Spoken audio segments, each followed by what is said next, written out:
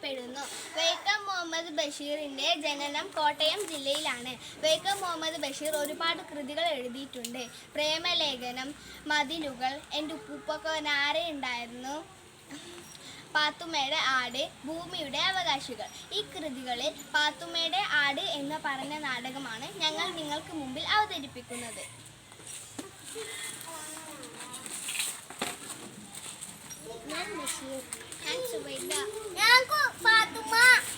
ഞാൻ കുഞ്ഞാത്തുമ്മ, ബഷീറിന്റെ ഉമ്മ.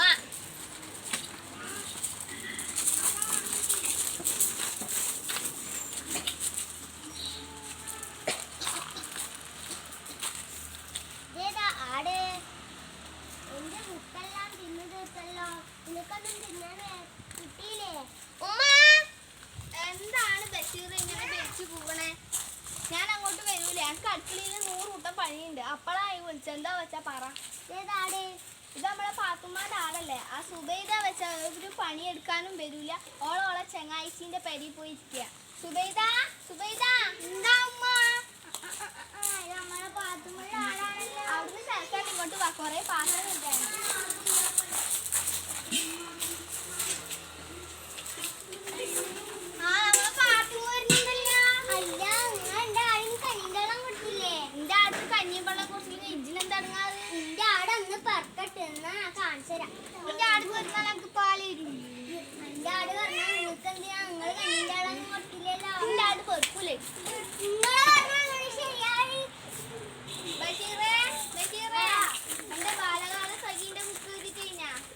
ബാലസഖീന്റെ